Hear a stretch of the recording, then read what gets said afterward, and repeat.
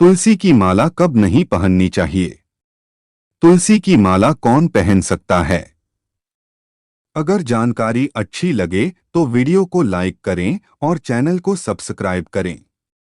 हिंदू सनातन धर्म में तुलसी का पौधा पूजनीय और वंदनीय माना जाता है। इसलिए तो काफी लोग अपने घर के आंगन में तुलसी का पौधा लगाते हैं और उसकी पूजा अर्चना करते हैं। ऐसा माना जाता है कि घर में तुलसी का पौधा लगाने से घर में माता लक्ष्मी का वास बना रहता है, जिनके आशीर्वाद से हमें निरंतर धन की प्राप्ति होती रहती है। जिस प्रकार तुलसी के पौधा का महत्व होता है, बिल्कुल उसी प्रकार तुलसी माला का भी महत्व होता है। काफी लोग जाप आदि करने के लिए गले में पहनने के लिए तुलसी माला का उपयोग करते हैं। तुलसी माला पहनने के भी ढेर सारे लाभ हैं, लेकिन तुलसी की माला पहनने के भी कुछ नियम होते हैं, जिसके बारे में आज हम आपको इस आर्टिकल के माध्यम से बताने वाले हैं। इसलिए आज का हमारा यह आर्टिकल अंत तक जरूर पढ़े। तुलसी की माला कब नहीं पहननी चाहिए?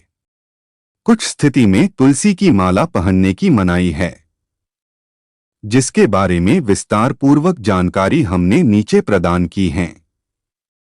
अगर आप लहसुन तथा प्याज का सेवन करते हैं तो आपको तुलसी की माला नहीं पहननी चाहिए।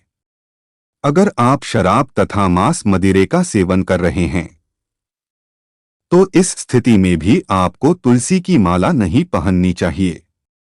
अगर आप शौचालय में जा रहे हैं तो इस दौरान अपने साथ तुलसी की माला ना लेकर जाएं। तुलसी की माला शौचालय में ले जाना वर्जित माना जाता है। जब आप प्रणय संबंध बना रहे हैं उस दौरान भी आपको तुलसी की माला पहनने से बचना चाहिए। अगर आपके हाथ अशुद्ध हैं तो ऐसी स्थिति में आपको तुलसी की माला को गंदे हाथ से छूने से बचना चाहिए।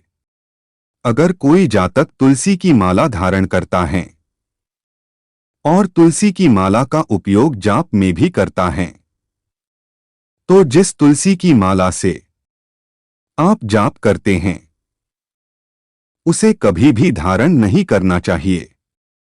धारण करने वाली और जाप करने वाली दोनों ही तुलसी की माला अलग अलग होनी चाहिए।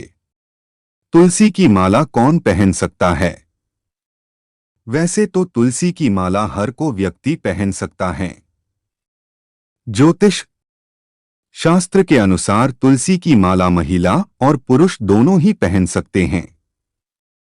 लेकिन आप भगवान विष्णु और भगवान कृष्ण के उपासक हैं और उनकी पूजा अर्चना करते हैं तो ऐसे लोगों को विशेष रूप से तुलसी की माला पहननी चाहिए। ज्योतिष शास्त्र के अनुसार तुलसी की माला धारण करने के बहुत कुछ लाभ हैं। तुलसी के माला पहनने के बाद आपके मन में सकारात्मक ऊर्जा का वातावरण बना रहता है। इससे आप भगवान से जुड़े रहते हैं और आपको अच्छे कार्य करने की प्रेरणा मिलती है। तुलसी माला साइड इफेक्ट्स। वैसे तो आज दिन तक तुलसी माला धारण करने के बाद कोई भी साइड इफेक्ट नहीं दिखे हैं। इससे आपको लाभ ही लाभ होता है।